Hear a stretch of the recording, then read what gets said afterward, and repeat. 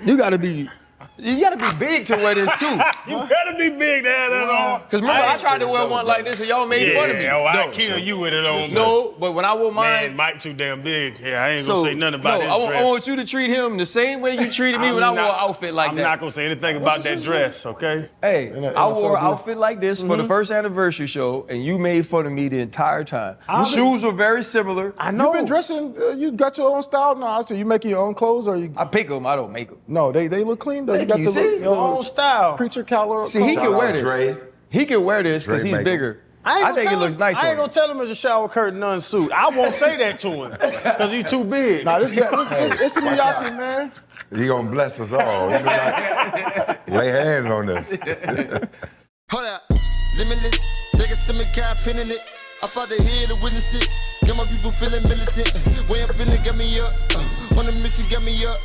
Knowing me, I got the key. On the vision I can trust. Limitless. Take a stomach, got a pin in it. I fought the head to witness it. Got my people feeling militant. Way I'm feeling got me up. On the mission got me up. Knowing me, I got the key. On the vision I can trust. Limitless. Take a stomach, got a pin in it. I fought the head to witness it. Got my people feeling militant. Way I'm feeling got me up. Welcome to the show, Michael Bennett, man. Excited about this. It's the Pivot, part of Fanatics. Fred Taylor, Shannon Crowder, I'm Ryan Clark. Pivot fam, thank you for always pivoting with us. I mean, real simple, what are you doing now? A little bit of everything. I think I went back to school for interior design and architecture, so it's like mostly everything I'm focusing on now is design. I have my own studio practice where it's like furniture, architecture, sculpture. So I'm just a designer, you know what I'm saying? There's people might not know this. If you're listening or you're watching, let me say this to you. Pro Bowl player, Super Bowl champion, 12 years in the league, accomplished so much, one of the most feared rushers with the smallest shoulder pads in the history of football, just said he went back to school for interior design and architecture. We had your brother on the show. Yeah. You guys have forged this life and become these Renaissance men, like Big Red used to call you. And you were born in Louisiana, grew up most of your life in Houston. What was it about your upbringing, Martellus's upbringing, that made you guys so curious about things that at least for most of us weren't familiar with our culture? I think my dad was in the military, you know, so like growing up, it's like we lived in a lot of different places. Like growing up in California for some time, you know, we see gang violence, all types of different things. Living in Washington for a small period of time, in Bremerton, traveling across the US, and then like spending, like I'm from a small town called Amite. It's only like 7,000 people there, and like I'm from Bennett Road. So it's like I grew up there and in Texas, so I seen like a lot of the world. And then growing just as an adult, you know, I'd spend a lot of my time traveling and just helping. I think for me, like seeing my grandfather, who was a preacher, my uncle was a preacher, everybody in my family was preachers, and they were farmers and like had land. So I feel like having that upbringing and like seeing culturally the duality of the country, and also in Houston, my mom being a teacher, my dad being in technology, I got to see a lot of different things and a lot of different people. And I think, you know, one of my punishments growing up was like reading the encyclopedia, you know what I'm saying? So like, you know, that was my punishment. Like my mom was a teacher, so it was like, you know, like go read the encyclopedia. And it was just like, we had to write stories and like essays and different things. So like, I feel like knowledge has always been something that's been a part of my being. Like even as an NFL player, like I was good because I studied the game. You know, I wasn't the fastest, the strongest, but like I could tell you what was happening before it was happening because I would watch so much film, you know, and then like that's kind of always been my thing, is like the power of the brain. It's like, it's not really the bomb, the atom bomb that's amazing, it's the mind who made that bomb, you know? So it's like what our mind could do is always something I think that's really amazing when you actually put it to yourself. And I believe it's not gonna answer the same way as I did your brother, but that weird shit is what I'm gonna call it. That had to be uncomfortable as a kid. Now y'all motherfuckers millionaires and famous. But that weird shit y'all doing, when you were younger, bro, you had to get teased and shit. No, I was never I told I feel like in growing up in the South, it's like if you're good at sports, people don't really like pick on you. You know what I'm saying? Like when we got in fights and stuff, just because it's just like what it is. It's like, you know, you got in a fight to prove where you was, schools and stuff. But mostly like we was always good at the sport. So it was like we was always on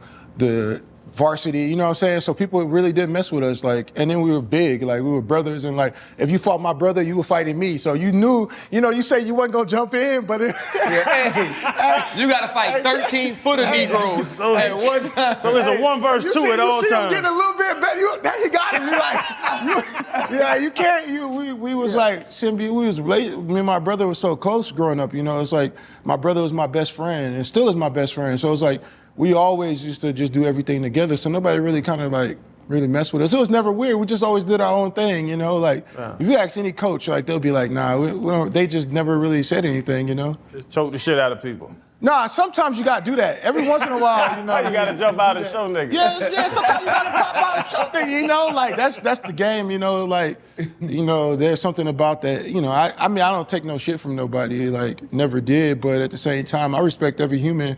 I respect every man. But like, you know, sometimes you do gotta, you know, you gotta show them, you know. But you know, when you got daughters and stuff, like you can't. Sometimes they play you. You be like, man. You be like. Dang, like, I'm like, you know how it is? I don't know, daughters do you bad. 2 of them, yeah. They be doing you bad. Like, you be like, dang, did she just talk to me like that? You know, like, they're like, I don't care if you used to be in the NFL, so it's like, daughters are very, very different. Very humbling. Yeah, it's very humbling, bro. It's very humbling. They are. You, RC, kind of started to allude to, you know, you being this fierce defensive guy, one of the leaders of the Legion of Boom, one of the best defenses in the history of the NFL.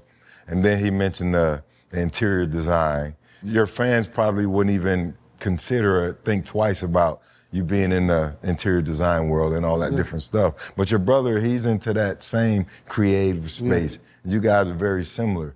Sometimes, I know my boys, they're all different. Yeah. You and Martellus were pretty close. What do you credit that to?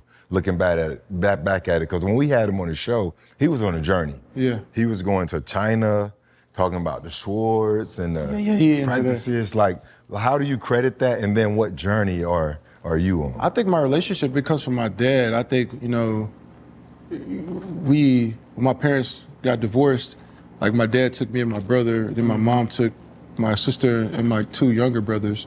And so like, from then on, me and Martellus pretty much never really separated. Like, same place in middle school, high school, then we was college roommates, you know what I'm saying? The only time we ever left we was not together was in the NFL. You know, so that was kind of like the first time we ever had like a separation, really. I think that type of like bond, like doing everything together, experiencing, you know, the hardships, the greatest moments, that made us super close. And I think each one of us, I think we were always trying to figure out what was our purpose, right? I think when we both retired, we were trying to figure out how do we make the best impact. All we ever seen was our family and our people around us in our communities dedicate their life to something, whether it was like being coaches, whether it was being teachers, whether it was being, you know, preachers or just custodians of the youth. I think that seeing how people did that in their journey that they went through, you know, I think that's kind of where we kind of really grew. I think reading, and then who we idolized as growing up. Like, you know, I looked up to Booker T, Marcus Garvey, like people that I didn't even know that existed. You know, even now artists like Theaster Gates, Angela Davis, like people that are my friends, you know, and like people that I respect. And so like those are the people that we kind of like looked at as like, you know, even athletes, it was like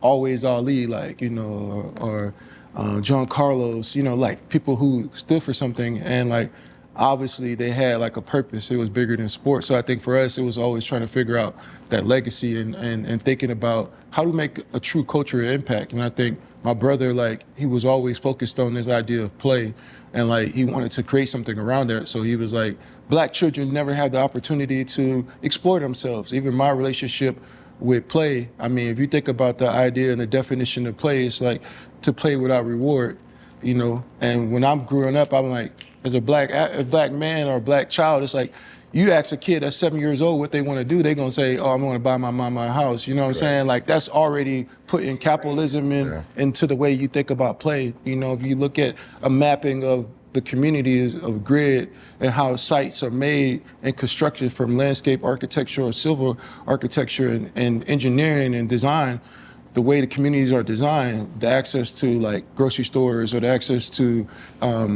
parks. It's like all our parks, like if you go to a black community, like the football stadium be like $20 million, like the rest of the community would be starving, right? It's like, so like sports, and my brother just wanted to create more things around this idea of play and kids discovering themselves through imagination.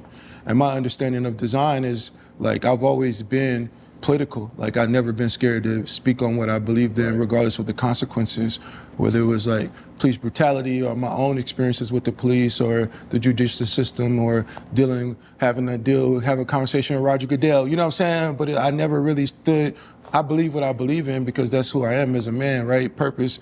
And so like, that's just who we are. And I think with design, I just moved on from this political way of thinking about something in this 2D realm and thinking that my own new form of resistance is design. Like, because everything we interact in this world is through design. The streets, the forks, the knives, even the way God is the first architect, right? He architect the whole world. And like we deal with design, but the difference of it is that people who design our communities have no empathy.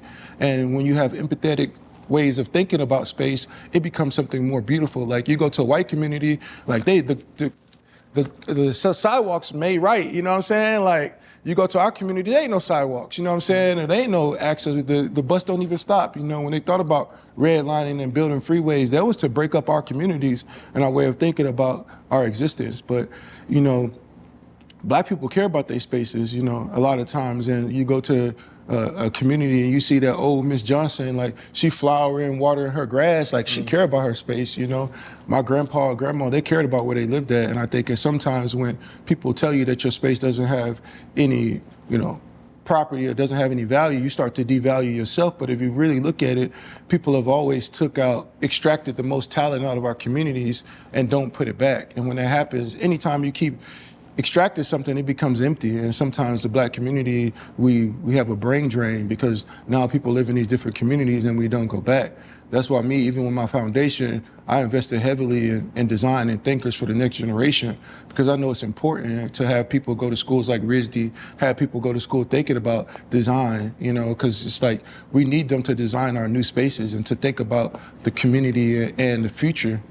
Was that why in a time where Black athletes, Black football players especially, had to take a stand? And you mentioned moving from the political realm to the design realm, but I feel like your act of public activism during the protest in the NFL, you were one of the most vocal players. You wore Black Lives Matters on your chest when you had a quarterback who said all lives matter. When you took that stand, though, I respected it because I understood what was at risk. And I appreciate it because I also understood how important it is for us historically to have our largest figures stand for us. How much thought went into how you would play your part during that time in the NFL? I think for me, it was just about being human, right? I think a Black man first, and like my whole journey, even now, is to humanize the Black man. Like, people need to see Black men cry. People need to see Black men think. Need to see us hug our daughters with value. But when you look back at George Floyd, what you saw at that moment was somebody who, you know, as he was passing away, he was talking about his mom, his family. Like, that was the humanizing moment. And still at that moment, they took away that grace and that thinking of that thing, right? And I think in that time, it was like, I understood that my time in Haiti, my time in Africa, my time in Native American tribes, my time in juvenile detention centers, all the work that I was doing, you know, wherever I was, it was like I always saw that this hue was always being, you know, circled and suffocated in a way, right? So it's like, for me, it was like, I got this voice and I want to make sure that when my daughters look back, that they know that at that moment, I was choosing them. You know, I was choosing their existence and putting that first, regardless of money and all that, right? Because it's really not about money, right? It's like, you know, I never thought that generational wealth was really was really wealth. I always thought about it as love, you know what I'm saying? Like continuously investing in the next generation and moving that out. So when we think about our roles as athletes, it's like that's our role as humans, like to really stand up for the things that nobody wants to say.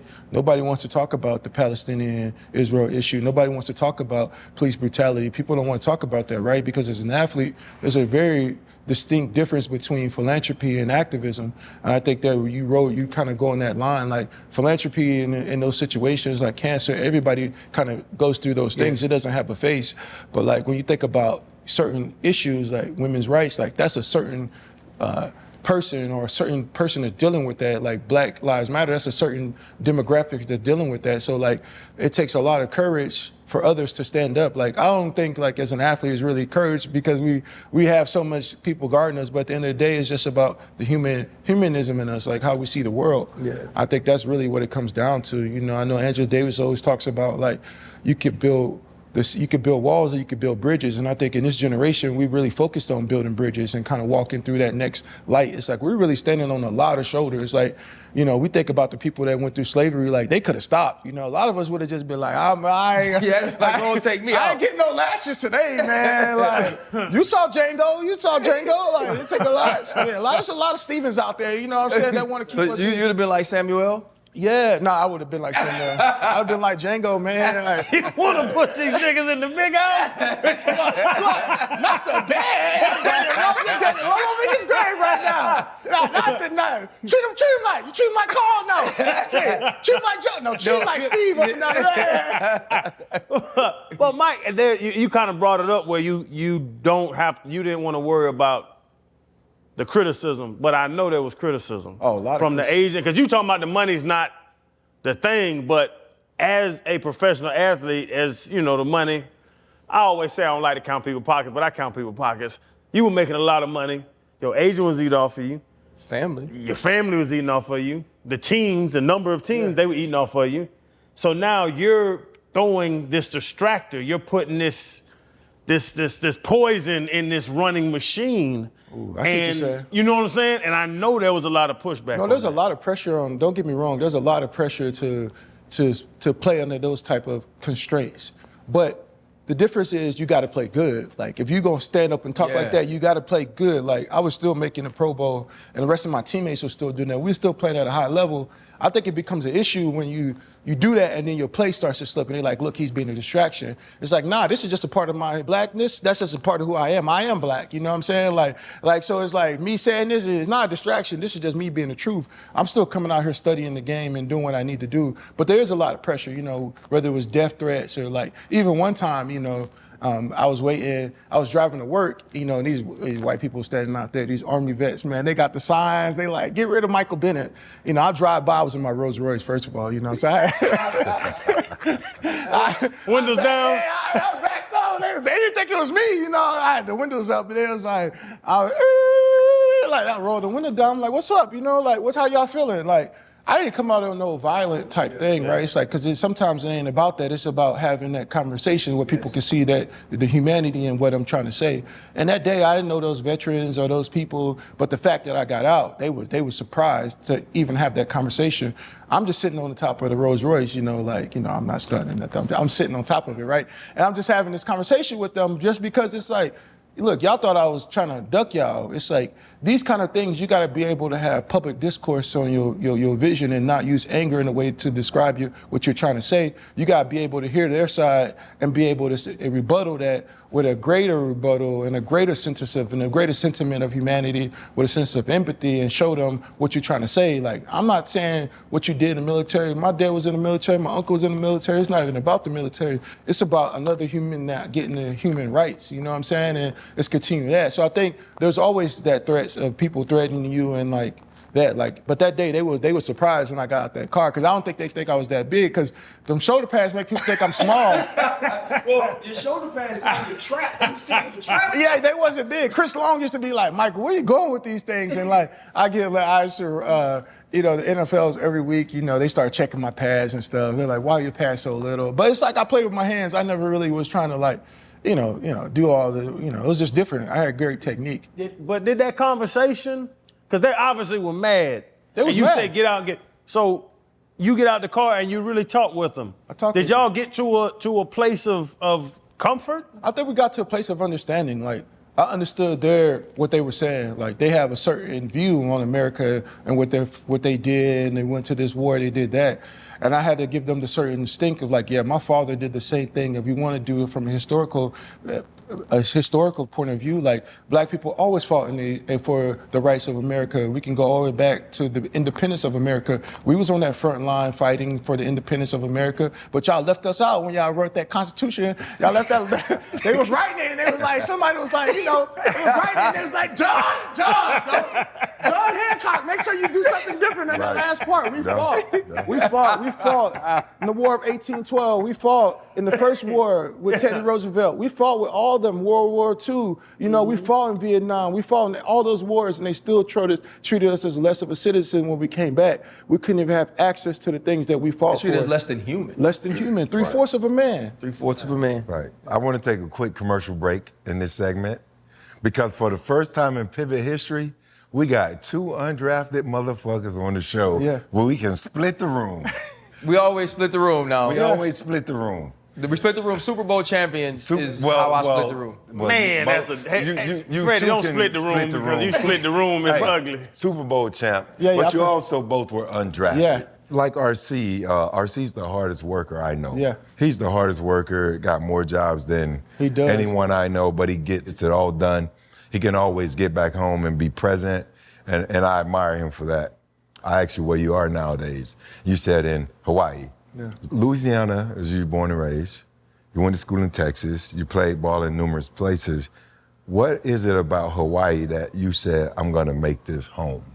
I think it was place. I think it's very rarely you go to a place where you feel peace. I think in the NFL, you have that great balance because, man, it's so crazy. You know how it is, man. This feels like those weeks. It's like every day, the pain you go through, especially as a running back, the linebacker, you got to hit. Safety, you sometimes hit. You get a lot of free run-throughs. But, the rest of us, we got to take on blockers, I mean, you take blockers on stretch plays or crunch plays, y'all do something, that power, you got to come through the A gap or B gap. You got to get that guard and that fullback. They don't have fullbacks no more, but after all that, you want to find a place that you feel like whole, right? I think space and time, feeling that air, looking at, what God made, it puts me in just such a beautiful space to have that balance and not get overwhelmed. It's like, I knew football was my job, but my purpose is family and having that time to be in Hawaii, be in the ocean sometimes, drop my kids off.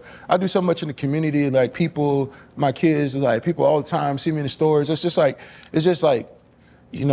being there was just a perfect storm for me and balancing the NFL and just being able to find that simplicity back in life and the humility. I think at heart, I like small towns. You know what I'm saying? I don't have to be in a big city. My summers were on a farm in Louisiana, no shoes. You know what I'm saying? So I hardly ever have shoes on. You know what I'm saying? My kids, I don't even wear shoes that much. So it's that's just me. So being in Hawaii just made a lot of sense. I remember visiting my sister-in-law there and her husband, and we went there and I was just man, I remember I was on that beach and that wind was hitting me, the ocean was smelling good, and I was man, this is where I'm supposed to be, and it's just been like that ever since. I don't know what happens to D linemen in Hawaii. Aaron Donald said it made him propose to his old lady on the spot. Yeah. He said he was in Hawaii, he said it was a good trip. Yeah, he's we were supposed to go home after 4 days, and I was nah, I ain't going home after 4 days. And he said, and he fell in love. You went to Hawaii, but I do want to ask the family aspect of it. Your wife is Polynesian. Yeah. And I don't know if your sister-in-law lives there because she's also Polynesian. I don't know if that's what, but culturally, it is a lot different. It's a lot different. You're raising your girls there. What is sort of the way you keep your family rooted in a lot of the things you grew up learning? Yeah, first of all, me and my wife been together since we were 16. She said you and your brother been like that since she met y'all. Yeah, so me and my wife been together. Yesterday was a couple of days of her birthday, and we was in Japan. It's 22 years of birthdays. You know what I'm saying? That's a lot of birthdays. So I grew up around her family in Texas, and seeing her brothers and sisters and her mom and like how they kind of conducted themselves as a family. Like that was always something that I always admired. It was similar to my family. And so it's like, you know, being in Hawaii and being able to raise my family with such a beautiful woman and a strong woman throughout my whole life that kind of is like, it's like starting off poor together and like being in high school, like, and then coming to into some success and then also coming into, you know, family. And like, so it's being together there has kind of just made it super easy because Hawaii is such a loving place. It's a gathering place. Like you go to the beach and you don't have no food and people are trying to offer you food and like people get offended when you don't take the food. I'd be like, look, I don't eat that much, you know? So it's like, it's just like that whole idea of how humans kind of interact is very different. Like there's few places where it's kind of structurally like that, where people admire and work together to think about as the whole, like that kuleana, you know, that the way that people think about the island and the land and the energy that comes from it.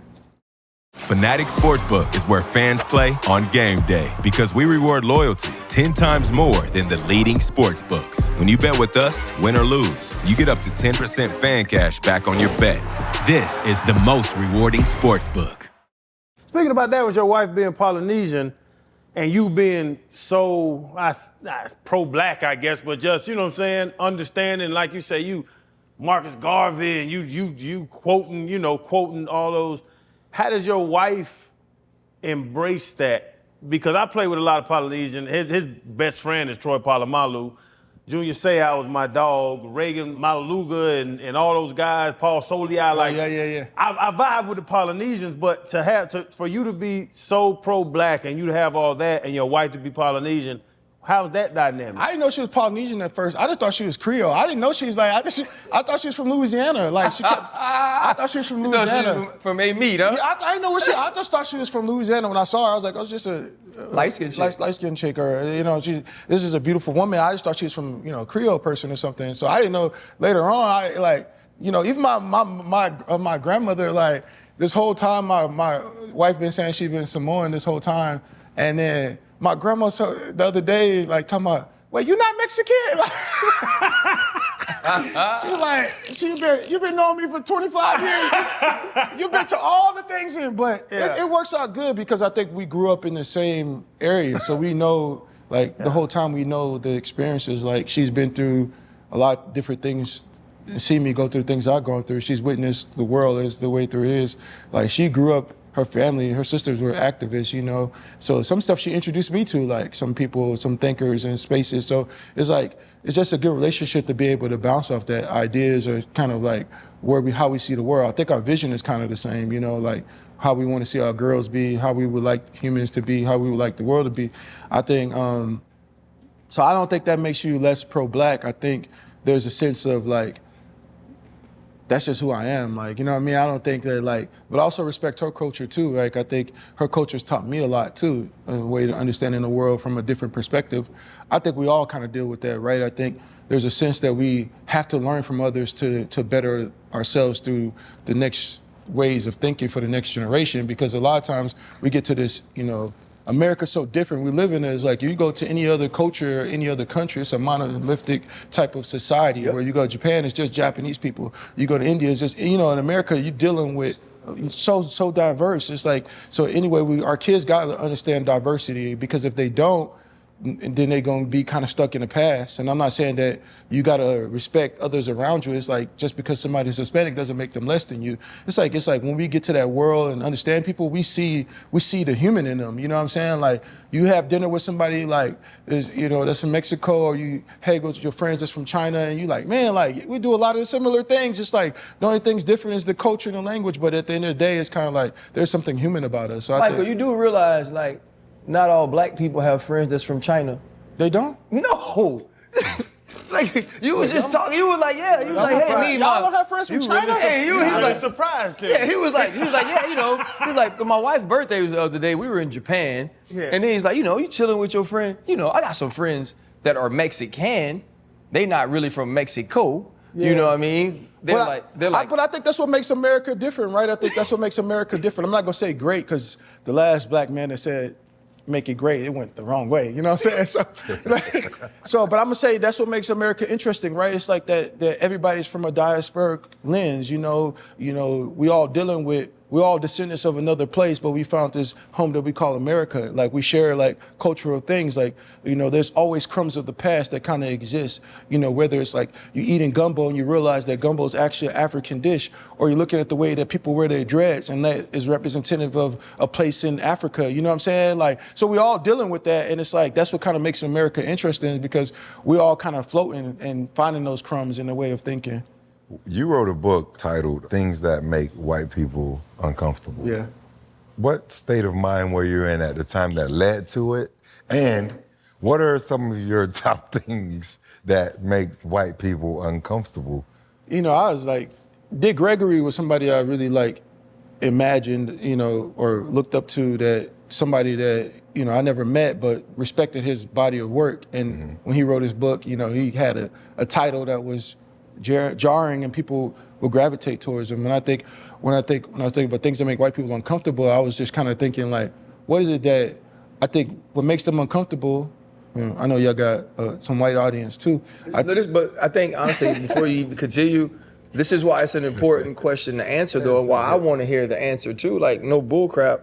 Like, that's important, because a lot of times the things that make them uncomfortable can be the things that keep us from getting jobs, can be the things that keep us from getting into certain rooms. And on the far end, they could also be the things that get us killed. Ooh, yeah. And so I do believe that, like, I'm very interested in this conversation. Now, it's teachable moments, as RC is stating, for both ends of the spectrum. You know, I asked it jokingly. No, it's a dope question, because it is. On our platform, it's certainly more so teachable I would love to hear moments. that. Well, because it's like, you know, some simple as reading, like, you know, like, you know, a coach could see you reading, right, and think that you're not serious because you are receiving knowledge that's quite different from what he thinks is the most important thing in your life. Like, yeah, the game is important, but also achieving knowledge. I think things that make white people uncomfortable is that educational moment where a black man or a black woman stands firm in their beliefs and stands firm in the way that they see the world. Because as an athlete, I think people want you to speak a certain way, do a certain thing. The moment you go outside of that is when you get chastised. It's like, that's when it's like, wait. Not even, I think that's kind of the things that I was thinking about, the humor of it. I think family, like all these different kind of structural things that are human that they kind of like don't want to see us do. Like when I talk about the vulnerability, I think that makes white people uncomfortable, seeing black people vulnerable. You know, you go back to when T.O. was crying, it's like he really cared about the game. I don't know if he was, you know, if he was being, I don't know T.O. like that, but like seeing him cry up there, people were like, why are you crying? But that's him being vulnerable. Like nobody could see us having those moments. I think that's like the vulnerability, you know, the knowledge, love, those kind of things can make them very uncomfortable, because seeing us in another form, it's like that's what really kind of gets to the meat of it. It's like seeing us grow in those things, like in our business accliments, like how we doing things. It's like you leave that, you change the world. Like y'all change scenes and people can see y'all being something different, but it's like that was y'all vision. Like that makes people uncomfortable to see you make decisions and believe in those decisions. So a lot of it is, if some of it's human, it's like being able to have those true views on those things, but not just views that don't have educational points. You know what I'm saying? Because sometimes you can speak without knowledge and you sound foolish. But like when you speak with the knowledge and you also speak with a sense of like understanding and discernment, it changes the whole conversation. So those kind of things I think will really make white people uncomfortable. Is like the humanistic side of black people. I think in 2020, I think people start to see us as human a lot different, right? It's like what's really different from 1960 to now, right? You know, there's some technology that's different, but a lot of things that we suffer from are the same things that we were suffering to before. Hunger, homelessness, you know, all these things are still existing while Elon Musk is talking about going to the moon. They ain't putting no niggas on the moon.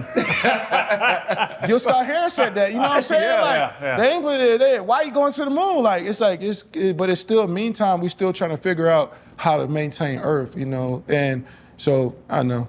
A lot of times, I always say when people talk to you, it upsets me, and I have to get over it when they meet you, the way you look, and honestly, the way I look, and the way we look just being black, and you talk to them, and then when they say, oh. You're so articulate. Hey, you're a smart guy. And I'd be like, what the fuck did you think before you talked to me? No. But at that point, does that get to you? Because I ain't gonna say like, what? You and your brother, y'all apparel shit is crazy.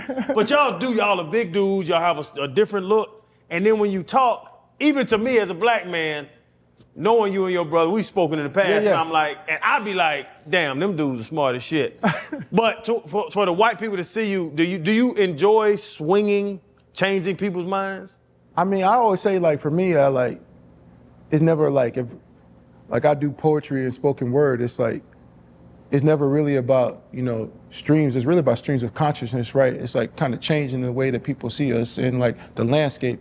Not for the fact of like not doing it for white people, but doing it for young black men to see what black men look like. Like, we love our kids, like we take care of our family, like what y'all do here every day, how y'all talk to y'all son. I see y'all hugging y'all sons. I see y'all kissing y'all sons. I see y'all being men. Like that's really the intellectual side that people don't see. And I think that's a different type of intellectualism. That's emotional intellectualism. Like that's hard for people to like take in, And so like, I think sometimes like, they always say, my wife get offended when people say that, I go to universities and talk, you know what I'm saying? Like I'm all over the world doing design and thinking, writing, doing all this stuff, and people kind of like, they are kind of taken back. But I think, like you said, people don't want to see us because we look different. Like what they consider success and what the mold for success is a lot different.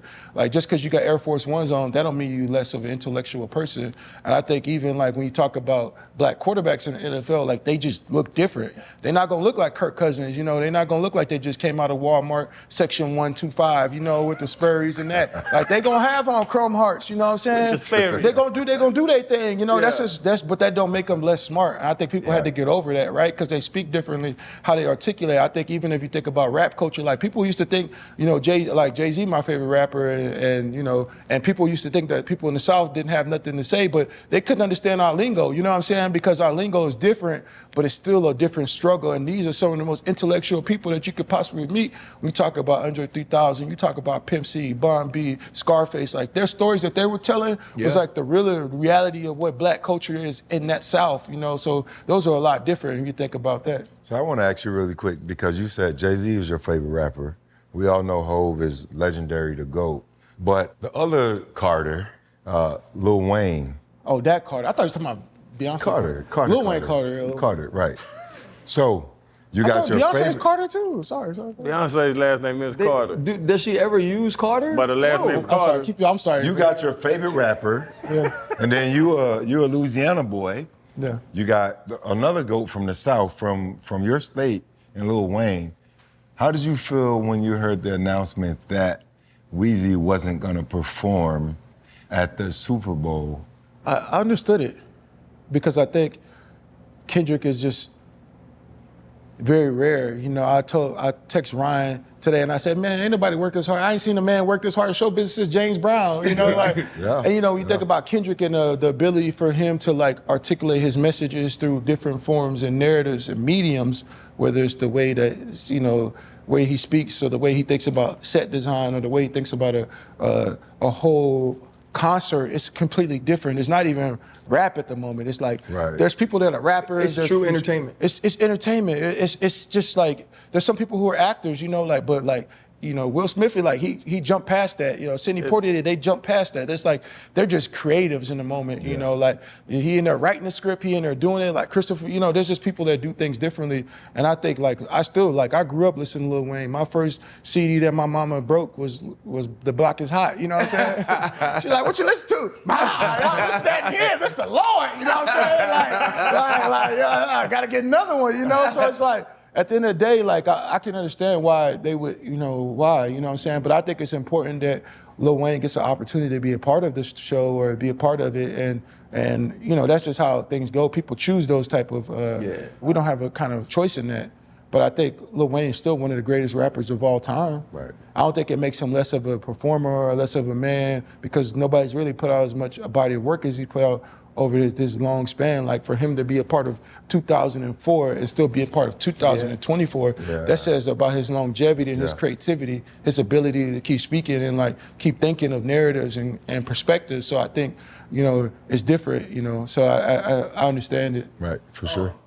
Jaylen Brown took an extreme amount of heat, Boston Celtics, forward for being intelligent coming out of Cal.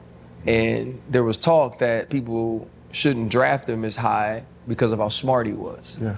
And the question always comes up when people have a ton of different interests who are also athletes, do they love the sport that they play? How much did you actually love football? Oh man, I love football. I still love football. Like, I remember like forcing myself to retire. You know, I remember like being there with the Cowboys, and like, I was like, the only way I could really retire is if I stand up in front of this defense right now. And I respect Sean Lee so much, you know what I mean? Like Sean Lee was one of the best players I ever played with. Even the time I got there, the person like Knowledge and the rest of the D-line and everybody, like being there, I was like, I got up and I was like, I'm gonna retire after this last game, you know what I mean? Like, I was crying, but other people were crying too, because I didn't realize that also like what I kind of meant to other people that play sports and how they looked up to me. What like, did it take to get up and A lot. say you're retiring to the It took team? a lot. It was just like, I didn't think I was really gonna do it, because it's like, even when I said I was retiring, they kept calling. And like, it was like, you coming out, you gonna play?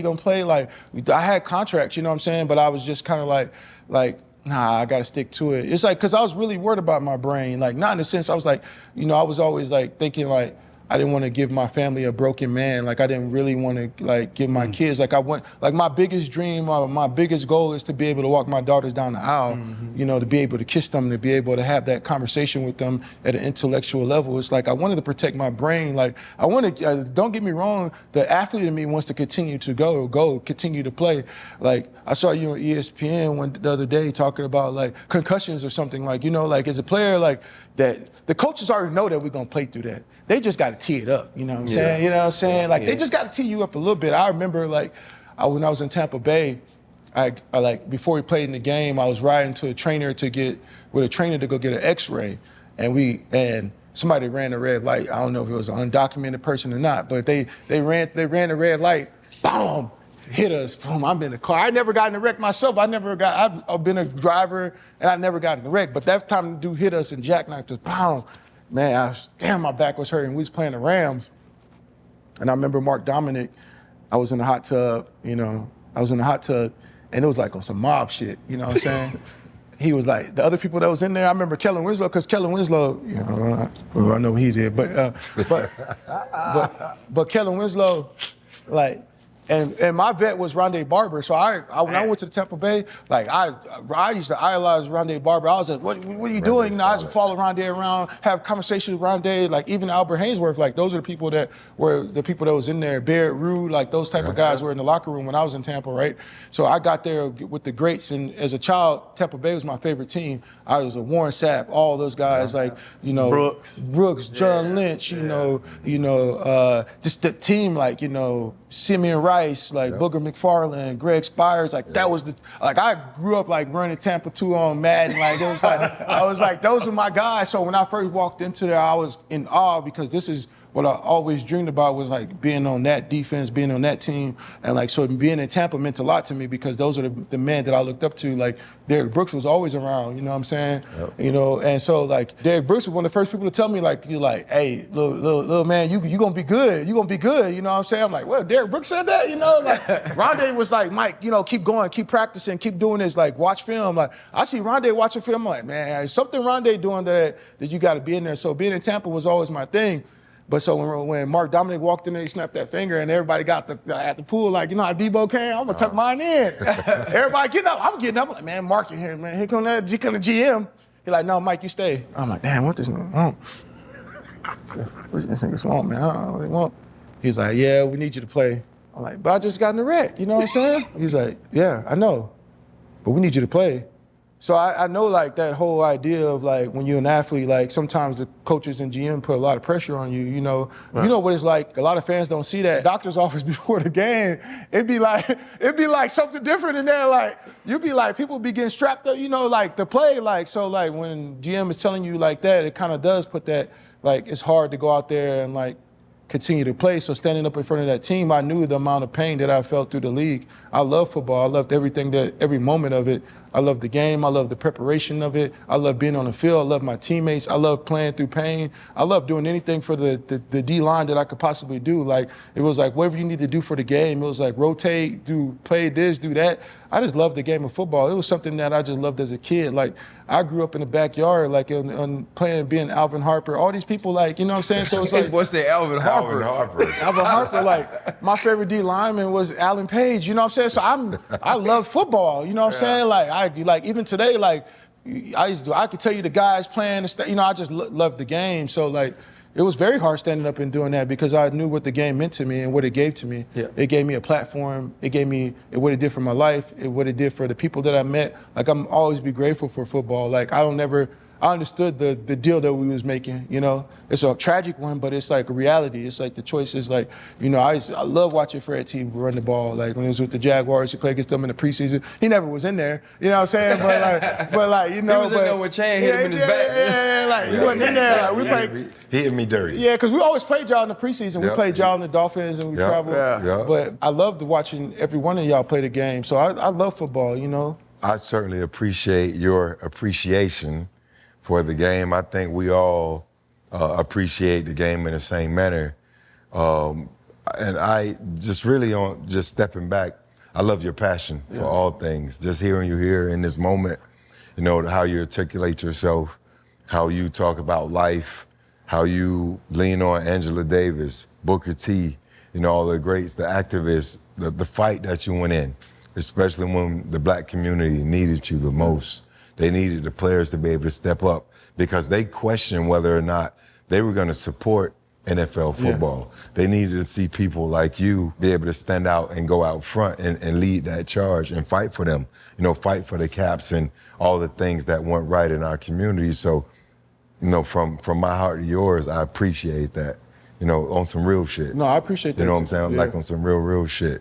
When you play the free games on the new Fanatics app, you can win up to $1 million. That's a lot of money you can spend on your fandom for things like buying watches for your team's offensive line like your QB does, redoing your garage so you can fit your team's championship parade bus in your driveway, or even building a time machine to give your dad season tickets as a child so he can grow up and pass those season tickets on to you. Play Fanatics free daily games on the new Fanatics app for a chance to win up to $1 million and shop all of your team's gear. I sincerely appreciate everything you've done for our community and what you stand for. And along your journey, I simply want to know what I ask all our guests is, throughout all of that, what's been your biggest pivot in life? Man, I think having humility has been my biggest pivot. I think starting over, understand that you're not going to always be good at something. And going back to like Ryan and me, like being undrafted players, like that's the first thing that we understood is that no meal would be promised, you know, no time would be promised. We would have to earn everything. So like retiring and going to design or wherever space I'm in, it's like that transition to like put myself like a baby. My grandpa used to always say, you can learn something from anything. You can learn something from an ant. You can learn something from a baby. And so like getting to that humility and having that and being in those spaces and being like, I don't know how to do that. I remember being in class, like, you know, like we don't really use computers like that. Like, you know, you use computers for like sending an email or some shit, you know what I'm saying? But like, I had to have like so much humility because I was like, man, I really don't know. I never used a computer like that. I had to learn how to use a computer again. You know, I'm sitting there with these students and the students like were getting like, damn, you got everything in, you still up in here like late at night. I used to be up at 4 o'clock in the morning, like building models. My wife would be like, go to sleep, you know, like, but I'm in there because that's what it is. It's like, that's the biggest pivot is like changing to another position and understanding that it takes growth to get to that next level. I think sometimes we want something so much, but we don't want to put in the work. I tell my daughters every day, you know, that I tell my daughter, you know, you gotta like sacrifice, you know. If you look at the Bible, like the first thing that we learn from that is that, you know, Jesus is teaching us that to reach righteousness, it comes with a certain amount of sacrifice. Right. And there's a pruning in everything that we do. There's a growth that happens after the harvest. You know, and I think that's really what it kind of comes down to. That's the biggest pivot of me that I've learned is that like, it's okay to start over, but it's not okay to complain about what it takes to start over, you know? How'd you develop that mindset? I think football taught me that. I think being on the Seahawks, I think you had a lot of maturity that would happen between the growth. Like I saw so many players, like when I see what Sherm's doing, I see what Marshawn's still doing, and like I was around people that wasn't scared to start over. That's why I picked up tennis, right? It's like I picked up a super hard sport because it was just like, it was this, what do you take discipline? What do you take the energy of being an NFL player and plugging that in? A lot of us don't know how to plug that into something. Like, we have some of the greatest attributes you could possibly have: discipline, energy, charismatics. You know what I'm saying? Like, the type of rigor, hard work. It's like, that's why y'all work the way y'all do, because it's like, you could plug that into something positive and make something beautiful. And I think that's something that really kind of taking that, what you learn from football, and finding a space to where that's applicable to what you're thinking, you know? My daughter will wear your ass out on the tennis court. No, I play her. She's 11. No, she can't beat me, man. She gonna wear your ass out. No, she can't. I'm sorry. Ava, we going to Hawaii. Y'all, come on. I'm sorry. I don't take it easy on kids. I train 3 times a week. I play against semi-pros and people. She homeschooled. She goes. I believe she good, though. I believe she good, but, you know, I'm not one to kill kids' dreams, you know? Sometimes you got to kill their dreams so they can find what's truly for them. Exactly. But, no, I'm happy she in tennis, though, because it's like, it's such a disciplined sport where it requires all sense of thinking, like, you know, math. You got to think about all kinds of ways of thinking. So it must be pretty cool to watch her, like, I love it. I love yeah. every Saturday. Yeah. That's cool. And Mike, I'm sitting here with 3 defensive guys, and I just got to know, because he's won Super Bowls, he's played with a legendary organization, the Legion of Boom in Seattle, legendary.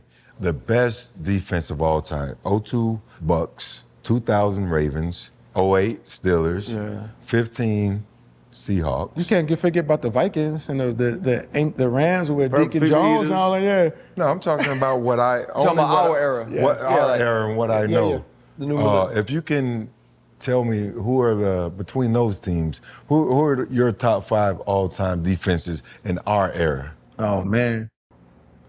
For sure, the Steelers. Like, you watch the Steelers and James Harris and Ryan Clark and Ike Taylor and Troy Polamalu, Joey Porter, Casey Hampton. You know, like Casey. I always leave out the inside backers, I'm getting to y'all. I'm about to get to you. Like, I'm getting to y'all. They you know, Lawrence Timms, all those guys. Like Lawrence Timmons, bro. Yeah. He can run. Little dumb stupid.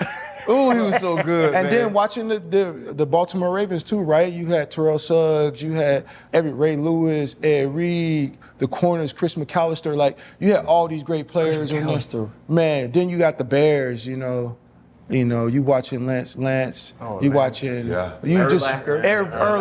You just watching, you know, Peanut. Eric Tillman, everybody out there. So I would say the Broncos too, with DeMarcus Ware, Von Miller, Chris Harris, that defense was pretty crazy. T.J. Ward. They didn't do nothing when we played them, but that was different, you know what I'm saying? and so it's a couple good defenses that I think. And then last year Ravens was crazy. You know, last year Ravens, that defense was crazy. So I would say those are kind of the top defenses. You ain't give me your top 5. Yeah, but you named them all. We don't even need the top 5. So I know no specific order. I would say Steelers, Bears, Seahawks, and because we had like some stats. Y'all gonna get 8 spots on the 5? Seahawks, Ravens, 2000. And then The Bucks. Oh, you Tampa got, man, too. you can't. Tampa too. But The 02 Bucks. man, the Tampa, and Tampa too. But also I gotta get New England's kind of slept on because they didn't have like those crazy stats. But when you look at like the numbers, like as an overall defense that Bill Belichick, I gotta say that. Can I put the Giants too with Lawrence Taylor and all those guys? Or are they not in? That's before us. Okay, but they was doing some other stuff. I do have a question though. Which Super Bowl do you remember the most? The one you won or the one you lost? I think the one we lost because it was just so close. Like, and that was a hard game because it's like, you know, there was all that cultural stuff like Instagram and YouTube and TikTok wasn't even out yet. But, you know, Facebook, like everybody want to know why Marshawn didn't get the ball. Nobody knows that. Like, that's an enigma. Like, why didn't he get the ball? You don't know why he got the ball? I don't know why he didn't get the ball. Everybody thinks it was because we wanted Russell to be a superstar. I always thought Russell was going to be a superstar anyway, right? Because he had the look, you know what I'm saying? He had a brand. Like, you know, like I remember, you know, being in the locker room and, you know, Russell would be talking about, yeah, one day I'm going to get a jet. I'm like, man, a jet? Well, he got a jet, you know what I'm saying? So at the end of the day, he was always going to be there, but I also think that nobody really knows why they didn't get the ball. Pete said it was the perfect play, you know, but at the end of the day, it was kind of like the perfect play was always to give it to Marshawn, you know what I'm saying? Like Marshawn is considered Adrian Peterson probably is number one in between those two in that class. Yeah. But Marshawn is definitely second in those two people in the backs, you know what I'm saying? In that generation of running backs. So like, I don't know why you wouldn't give it to him in that time too. And I think had he got the ball, I think we would have won 3. Because even the next year we went back and Cam Newton was, that's the year he went to MVP. Like we played them, we beat the Lions, I believe, and we went down to Carolina. And like, I remember, I did sleep on the Panthers too, because they had a pretty good defense. Luke Kuechly, Charles Johnson, Greg Hardy before he had Thomas. Thomas, corners. I forgot Thomas Davis. I forgot about them because those are, dang, I'm leaving somebody out too, man. Sorry, I got to go back. Because I got to get a 49ers. They're just due Patrick too. Willis? Patrick Willis. Navarro Smith and Navarro. Bro, I remember playing in the game. Justin Smith, no gloves? Justin Smith? Like, it's Justin Smith, man. I went to my visit to Missouri because I just loved the way Justin Smith played the game. Like, Justin Smith and OC, like, those 2 players I looked up to, too, growing up, right? And it was like, Justin Smith used to play the game. I wanted to play the game like that, like, just nasty, you know. Is that why you wore that ugly number? Yeah. You wore 72 because of OC Umenyiora? Yeah. That's crazy. Both of you are both strange individuals as well. I played with OC. Yeah. OC was so dang fast, Bro, he was afraid to get off the ball so fast. So it was like, but I think in that game, I was mad at Russell. I was like, man, Russell. Like, I know last year you did this against Aaron Rodgers and we still won the game. You threw 6 interceptions and we still found a way to win the game. But, like, Cam, I ain't gonna lie, that year Cam was like, he was a monster. Yeah. Like, he was 4,000 plus 1,000 rushing, you know what I'm saying? Like, and he was hard to tackle. You know how Cam was. Like, he was the first one that was really like. Cam was your size. Cam was bigger than me, man. I remember one time I came through clean on a sack in the end zone. I was like, man, I'm about to kill Cam. And all I saw was myself in the air. And I was like, oh, Cam gone, you know? but Cam was a beast, and but Russell threw 3 interceptions, you know, but they was one of the top offenses. We held them down in that second half, but the defense scored twice on us, and their defense scored twice, and then their offense scored on a rundown with Jonathan Stewart, but we could have won that game. But I have a Tampa Bay question for you, though. Yeah. What was young Raheem Morris like as a head coach? Man, I always owe everything to Raheem. Raheem is the main reason I was in the NFL, right? Because it's like, Raheem was the one that wanted me in Tampa. Like, you know, he was the one that always like, nah, this guy's a starter. Like, man, I always text Raw and be like, man, thank you. You know what I'm saying? Because without him, I don't think I would still be, you know, I would have never had the opportunities that I had. Like, he's the one that made me a starter. You know what I'm saying? Like, those people in front of me, he was like, nah, this guy right here. Like, when I got cut by Seattle and he brought me in, like, so Raheem was wild a little bit, you know, like, yeah, like. I remember I saw Raheem in a club one time. He probably want me to tell the story.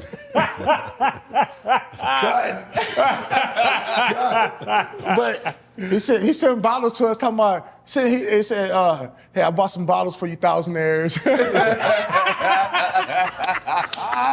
No, but Raheem was great though, because his knowledge of the game, obviously he had been there with Tomlinson, everybody that, when you look at that tree, Tony Dungy, all those people Herm Edwards, like he came from a beautiful family tree. So he was very serious about the X's and O's in football. Like he taught me so much about the game, how to think about the game, how to watch film, how to look at it. Like Raheem was very serious about the way he worked. Even that year, the next year when like we won a lot of games. Like Josh Freeman was a pretty good quarterback, you know, like he had some down moments, but that one year he was pretty great. And with, you know, LeGarrette Blount and all those guys, and we had one of the best offensive lines, but, you know, it just didn't turn out very well. All right, so I'm gonna let you end it like this. Nina Simone, right? I'm just a soul whose intentions are good. Yeah. Oh Lord, please don't let me be misunderstood. You said you felt like you lived that, right? And it was actually sampled by Wheezy later on. What's the most misunderstood thing about you? I think people think I'm mean. Cause I look like it, like even like my daughter's boyfriend, he thought I was mean. I was mean though. My wife said I didn't talk to him or nothing. I just isolated myself from him. You know, like, cool. No, I think the biggest thing misunderstood is that. Oh, that's a good question. What would you say the misunderstand you? Yeah. Cause you're different. You're even different from me. Yeah. And you talked about things being a monolith. In this country, we are considered that. Yeah. We aren't supposed to have layers. Yeah. And the fact that you have all these layers, people would think those layers aren't rooted in our culture. Yeah. You have a brother who's part of the samurai lifestyle. You are an interior design, but you're also a football player. You are part comedian. You are an author. And I think all of those things to most people are just hard to understand, that one human can have that many layers. And not only can he have that many layers, as different as he is from white people, as different as you are from Asians, you're actually as different in many of the ways you live from me, but you have the foundational principles that I have, which are family and faith and community and culture. And I think that you are the perfect example of God made us all unique, but God made us all. Yeah. Man, I appreciate that, man. I think that's what I could probably say this day. I think people definitely misunderstood, like, in the ways that I think, you know, because they can't understand why I think the way that I think. They try to get in. It's like my library, like, I'll never let anybody see my library, right? Because it's like the most intimate thing. It's how I see the world. But like, I think when I look at one book called The Moral Man by Richard Niebuhr, is this idea about spirituality and morality. I think sometimes we as people, there's an animalistic side of us, and then there's a moral side. We're constantly fighting for that moral battle to do the moral thing. And I think a lot of times people want to see us act on the animalistic side of us. They want to see us be angry. They want to see us be violent. They want to see us being non-caring. And I think for me, it's constantly working on the morality side of what we doing. I think people misunderstand my morals, but my morals are rooted in something that's not physical, it's very spiritual. And I think that's just conditionally different than a lot of other way people see the world. Like, you know, so that's why I appreciate what y'all doing here, because it's important for people to understand the world and the type of knowledge that you guys are putting into the world and giving people the opportunity and the platform to speak. And I think that's something that we don't really see enough, the consciousness, this ability for us to have fun and joke about things, right, but this ability for us to get to the root of things and how we want to see culture be moved forward. I think that's what this is all. This is brotherhood. And like, we don't just leave that in the locker room. Y'all have put that into like action, you know what I'm saying? Y'all actively living the same type of brotherhood that we had in the field. It's like still that LinkedIn bond of like, man, it's about team. And this team is a lot different. This team is about young black men looking at us and being like, man, we want to be like Channing. We want to be like Ryan. We want to be like Fred. So I appreciate you guys having me on. Thank you, bro. That was dope, bro. That was dope. Appreciate it, boy. Hey, them big jokers, bro. Much love, baby. That's why they like that, for sure. They mama made them. Definitely love. I appreciate you, man. They mama made them read encyclopedias. Hold up, limitless. Take a stomach, got a pin in it. I fought the head to witness it. Got my people feeling militant. Way I'm feeling, got me up. On the mission, got me up. Knowing me, I got the key. On the vision, I can trust. Limitless. Take a stomach, got a pin in it. I fought the head to witness it. Got my people feeling militant. Way I'm feeling, got me up.